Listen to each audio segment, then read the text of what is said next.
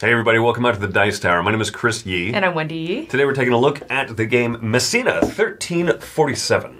This is by Delicious Games, who also made Underwater Cities, and you can see it's kind of the same size box. Yeah, designed by Vladimir Suki of Underwater Cities, and also Raul Fernandez Aparicio, who this is their first bigger box design. They had another one called 4 Pints Please that I had never played. So I was curious about this one. Do you like holding up little rats during the middle of the Bubonic Plague? I wouldn't recommend it. It wasn't the rats, though. It wasn't the rats. The real culprit. The fleas. The fleas.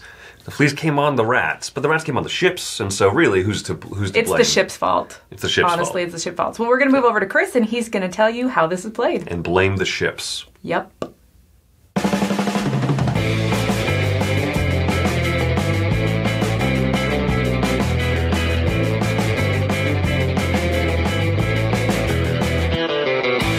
Welcome to the city of Messina in the year 1347.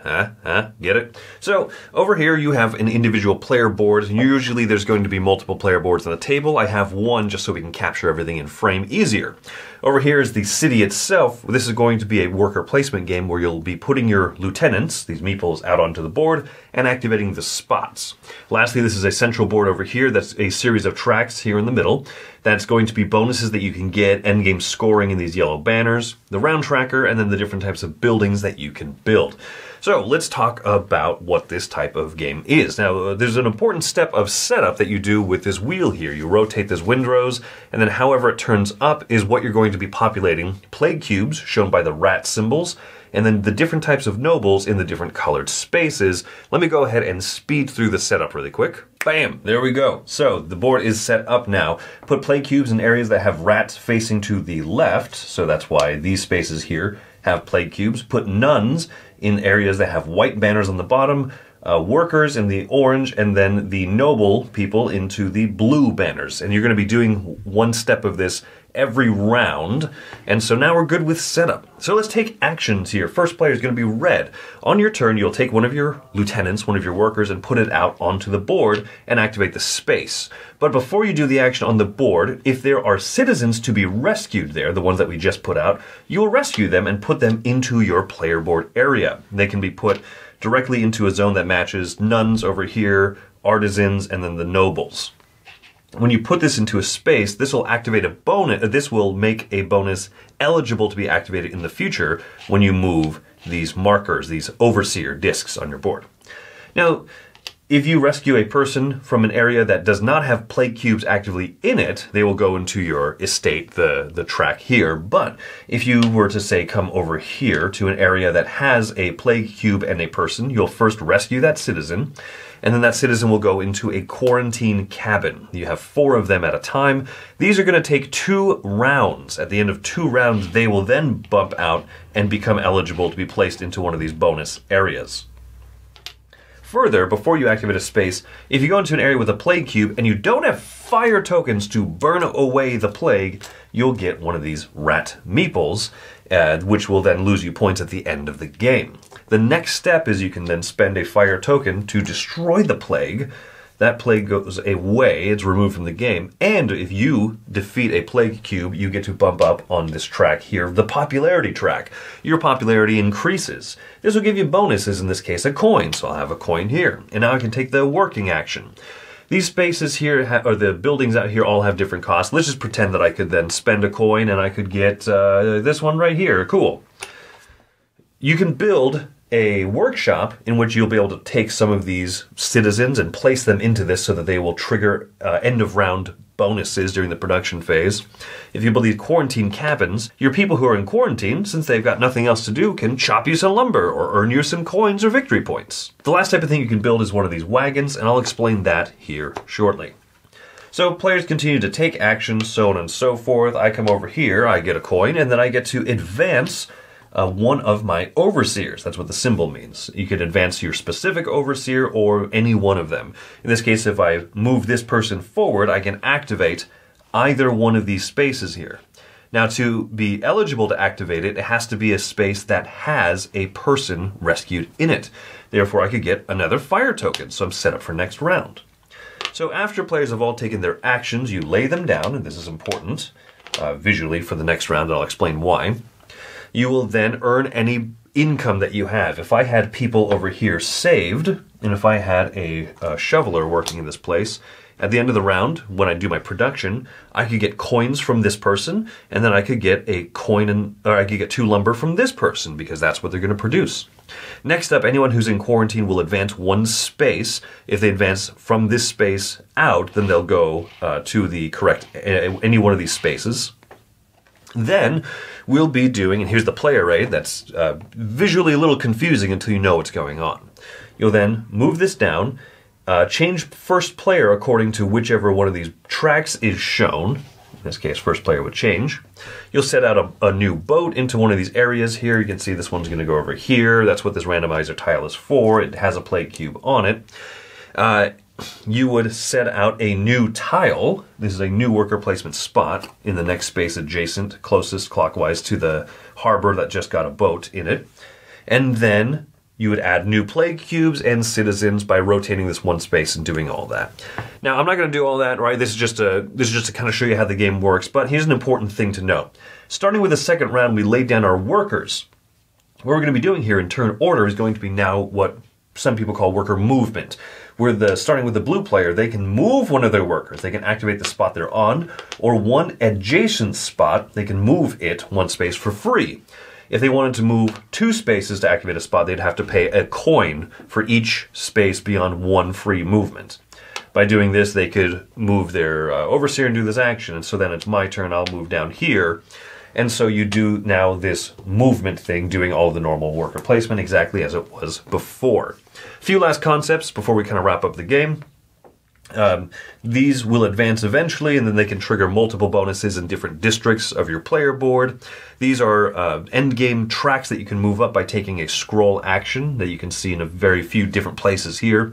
As you upgrade these, certain conditions, like having more boats, each boat you have will be worth 1, 3, 4, maybe even 6 points the more that you upgrade these tracks. The other way that you'll be scoring points at the end of the game is by using these wagons. If on a player's action, they, instead of activating the space effect, they can flip their wagon and repopulate Messina. In this case, I would have to spend a wood and then 2 of these artisans from anywhere in my player board area or over here, anything except for quarantine. I'd spend 2 of these and an upgraded noble. There's an upgrading action that you can do. If I spend all of these pieces here, along with my wagon, I can then take one of these repopulated tiles and put it out onto this space. What this means is at the end of the game, this yellow banner, I will get 14 points. The other thing is that this repopulation tile shows kind of an ownership. I put this in the wrong space. This is what I just traded in for 13 points. In future rounds of the game, if anybody goes to activate this building, they can do it normally, but the owner, the repopulator of the space, will get 2 additional points on the track over here. This track over here, as you advance along it, will give you extra workers that you'll be able to have. This one over here, as you cross these spaces, will allow you to upgrade an overseer of your choice, allowing you even more activations of these spaces that are filled by your citizens that you've saved. So you play 6 rounds of the game, and then you see whoever has the most points, and that's Messina. All right, Chris. So let's start talking about this theme. Okay, The Bubonic Plague. The Bubonic Plague. Yeah, thankfully far enough removed from recent history, but it's an interesting setting, and by interesting I mean, you know, I'm not sure that I love it by any means, but I feel like the game mechanically touches some of the points well enough that like, okay, that's why it went with this theme. It's not just purely pasted on. I do agree with that. It's a little bit weird in the pandemic right now. Like, quarantining is a part of everyone's life at the moment. But you get it. It's a little bit more personal, but also it's not, I don't know, it doesn't feel too intense. No, because these are I pulled a chit off of the board, and I can either put it directly into this bonus area, or I have to kind of do this cooldown track. It's really what it is. It's a cooldown track mechanism. Yeah, that's true. But it works, right? Because it creates these kind of offsetting benefits of I can rescue this citizen off the board now, but there's a plague cube in their area. And so instead of getting an immediate benefit from that person putting it into my estate, my player board, I have to put it into this cooldown track. Or I could take an action in a different space that doesn't have plague cube, get a person, immediately put on the bonus so that I can kind of fire off that benefit. Yeah. Yeah. But the cooldown track is interesting because you can put those people to work once you build the quarantine huts or whatever they're called. Yeah, the cabins, upgrades. The cabins, yes. And so then you can get extra good stuff every round as production as long as you have people that you're saving. Yeah, you're already here. Make me some firewood. Here's an axe. And once you've built that cabin upgrade, you're incentivized to keep rescuing people because eventually people will get out of that quarantine. And you're like, but I want someone else to chop me lumber. Hey, you! I'll rescue you. You know, I like that. Yeah, it's a good little feedback loop. I think the buildings are interesting. So there are the cabins, there's the workshops, and there's the wagons. Those are all the things you can build with the build action, and they work differently. The workshops and the cabins, they're both production during the production phase. And, you know, it's great how they work. But one is when you save people and the other one is when you're putting people to work. And so it's very interesting how those line up and how they work. And they can be used differently or together. Yeah, I agree. That's a good point. I didn't think of that. They're both about the people you rescue off the board, but one of them you're like, hey, you need to go into quarantine. Also do some work. But once they're out of a quarantine, or if you rescue people from clean sector, you can put them right into the workshops. And the workshops often give you a bigger payout, especially if you've upgraded people. That's true, yeah. So it just, it depends on that. Yeah, so what do you think of the general worker placement of this game? The first round, you put out your workers normal onto the board, and then from thenceforth, you're basically doing what some people call worker movement, where they can either stay on the same hex, or you can move them one space around, or pay for each additional hex that you move them. It is interesting. I feel like in this game it's easier to get money than it is wood, and those are the two basic resources you're using for things. And so I feel like spending that extra coin for the occasional movement is not a big deal. So the moving around for me is not a problem. It's not super tight. You know, you can play a game where you don't have a really, really strong money engine, and then you're really sitting there saying, like, okay, I'm only going to move this person to one free space, or the space that he's already on. And I appreciate that, but if you have a decent amount of money, enough that you can pay for whatever buildings, you're like, I don't mind throwing a shekel out every once in a while and be like, yeah, I can move across the map. That's okay. I did feel like there was more interaction on that map than I initially expected going into it, because you do take up a lot of space, especially if someone's unlocked some workers. The spaces that you want, there is that race, the basic worker placement race of, you know, who's going to get there first. But also with those plague cubes, you can remove plague cubes from your space, but if you get the double fires, you can remove them from adjacent spaces as well. And so I may want to move up extra on that popularity track and prevent you from moving up it by taking the cubes that I think on the places you're going to go. And so we definitely saw that happen in one of our games a lot. And it was interesting how it changed the dynamic. Yeah, so between the fact that you are doing worker movement and also the fact that the different spaces will get plague cubes added differently, that does create some good visual drive of how you want to take your actions. So it's not just a pure gimmick. It's not just like, oh, these spots could have been in any arrangement. The arrangement really matters, and so I do like that, and I think it does. Having the workers laying down at the end of each round, waiting to be activated, you're like, oh, Wendy's already on that spot. She could just stand that person up, boop, and take that action. I really would like to take that action first, you know, and rescue the person on there and get rid of the plague cube to get the popularity. There's a lot of this to do, that to that. And I like that. And I kind of like this visual representation of it by having your workers already staying out there, I think. And that initial board does vary. It's just kind of a random setup as it goes. And I appreciate that because there's different games where stuff will come out kind of all in sections, and then other games where it's spread out kind of across the board. And so as you're playing, as you're moving, as you're making those decisions, it does change because how the board is laid out. Unlike a lot of worker placement games where it's always the same spaces every time, there's not a lot going to change. Yeah, exactly. And I know one thing we want to talk about before I forget is the way that you select which spaces will get rats and will get nuns and artisans and stuff is that turn dial. I like that turn dial.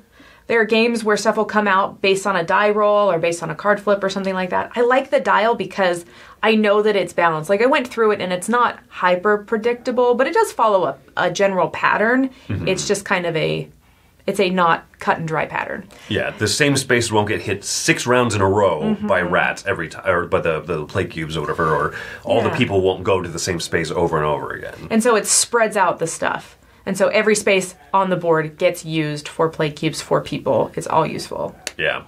Now, so here's one of the thoughts that I have about this game, is I like it. Obviously, we've spoken lots of really, really good about it.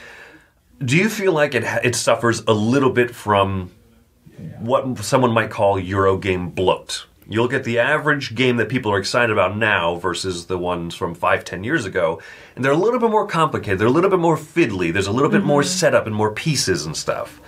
'Cause I definitely feel like this one has that. There's definitely a lot that comes out every round. I feel like I had my 4 pieces that I was in charge of putting out every round, and you had your 4 pieces that you had to put out every single round. Yeah. And we just kind of followed our chunk of stuff and organizing and whatever. So there's definitely a lot of that. Do I mind it? I don't think I mind it. You don't think you mind? Okay. Yeah. I mind it a little bit. I feel like there's a lot of upkeep that happens each round. Not terribly much, but enough that you're like, okay, wait, did we put all the right pieces out, right? Oh, I was putting out the green citizens. Did we kill off the people that had plague cubes on them from the previous round? And it leads to just a lot of rules, and it leads to rules that you might miss. On the back of the rule book, there's a thing that says, hey, kind of easy to forget rules. And it's a fairly long section. Because, you have to pay coins to get an extra bonus boost up a track, but remember that if you've done a repopulate action in which you earlier unlocked an extra worker, but you spent that worker as part of a repopulation flip your wagon thing, remember that you unflip the wagon at the end of the round, but your extra worker that you have also counts towards the coin cost. It's easy to miss rules when you have a lot of those nested kind of, hey, remember this kind of thing going on. Yeah, the turns can get really big accidentally, or not accidentally, but like all of a sudden. Sure. I could take a very basic turn, and then you could take a turn that triggers this, that triggers this, that triggers this. I think you forget things. I think what's good about this game, though, that helps kind of prevent that feeling of too much bloat, is that there's not that many symbols, actually. There's not. There's very few. I think there's like 10 or 15. They're very clear. A fire token looks like a fire token. Yeah, grab a fire token, grab a piece of wood, grab a coin. Yeah, so it's very simple. We didn't talk about the states board. Yeah, exactly. Yeah, because that's like that's three of the what the symbols icons right are. Yeah. The state board is a very interesting thing. So I look at it and I feel like there's a lot of opportunity cost, which basically is the concept of no matter what I do, there's a cost to it, even if the cost is just giving up other stuff I could be doing. And so you can, there's multiple routes that green can take. I can only take one of those paths. If I take one of those paths, I'm giving up everything on this other path while I do this one. But this path could be used maybe with brown later on. It's very interesting. There's some sharing of those bonuses. There's sharing. You're putting people down, and you can only activate spaces if you have people that you've saved and you put it down. It's a very interesting board. There's a lot of potential to be very clever. And there's also some potential to feel like, oh no, I laid out everything wrong because I, on round 1, rescued a person off of the board and I put it onto my player board here. And then now it's round 5, and I want to activate this space instead of the one that I put it on. Oh no, right? Yeah. But familiarity with the game and realizing how to work with the earlier decisions you made will come. And I do like this player board a lot. But once again, it feels a little bit like this could have been simplified a bit, and I would not have missed it, I don't think. I do wish that I could use it more. I feel like it's hard to really make it work for you. You can. I just feel like it takes time. It takes it takes things. To get it going. There's a lot of ways to upgrade and move this and move up this track and move up these tracks on the player board, move up these end game scoring tracks towards your own objectives, or move up the track, which is really the estate board, which it's a track. Like there's like 11 different tracks or so you can move up on, and you're only going to be able to move up on like 3 of them pretty well by the end of the game, and then maybe some boops and bops up on other tracks, It's definitely a game where you can't do everything. Yeah. And I like that because then I feel like there's more to come back and explore later. And so I think that is a positive for me. Yeah. Overall, good. Overall, I think that this is good. So why don't we jump into our final thoughts and our scores here. I would give this game, this is one of those things I've had a hard time. I'm going to give this game an 8 because I like it a lot. I enjoy it. It's visually a little bit much, right? Like once you see everything kind of laid out. But as you're familiar with it more, the assault on your eyes of just seeing the whole city laid out kind of goes away, and you just start seeing the symbols. Oh, I grab these people off of here, I can destroy this plague cube, and I can activate this action. It's easier to see all that. But it's a bit of rules up front. It's a bit to teach. And like I said, there's lots of potential to miss little things. But I have fun with it. I have a lot of fun with it. I wonder if a few things couldn't have been simplified and this game might even have been better. But despite all that, if you're looking for a good thinky Euro game that, I especially like your point, you can come back to because you're not going to be able to accomplish nearly as much as you want to in a single game, and you have to kind of find what avenues to specialize in. I think this will be satisfying for you. I won't mind playing this game more, but I'm not convinced that I'll keep coming back to it. So I'm giving it an 8 for now, but I'm curious what I'll think of it. What it'll come to. In a year or so. That's interesting. It's funny that I feel like, in some ways, I like this game more than you, but I'm giving it a 7.5. Okay. So, I was surprised by your number, actually. So this is a game that I definitely feel like I can recommend. I feel like it's a good game. It's solid. It's well made. It does have that fiddliness to it. Every round stuff is coming out. Make sure you don't miss steps. There's also certain things in the game that I feel like, it's really hard to do things like gaining more workers. If you're going for workers, you're going for workers. And because it's on that track. But it's a worker placement game, so I want more workers. And so it's just one of the many strategies you can dabble in. And so I feel like this game has good stuff, but I think what you said, like if it was streamlined a little bit more and there's a little bit more ease in it, I think I would enjoy it.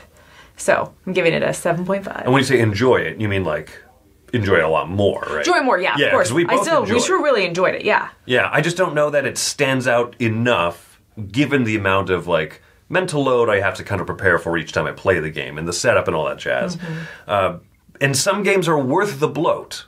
And we have reviewed and spoken very highly of some of those games. This one, I feel like it could be a little bit smaller and benefit from it instead. I think it's not a puzzle for me. And I think that that's where I enjoy games, or games are worth the bloat if there's a fun puzzle for me to figure out. And I don't feel like this has that. But, and last counterpoint to that, I think you're right, or not counterpoint, agreement point, but like you said, we were discussing this after our last game. You said this is more interactive than I was expecting, and there are points of interaction. So if you're tired of Euro games that are basically just multiplayer solitaire, and nothing I do will really affect the other people and stuff, this is a worker placement game. There's not like a ton of interaction, but there's enough because of the way that the board is populated, and you can get in each other's way. Yeah.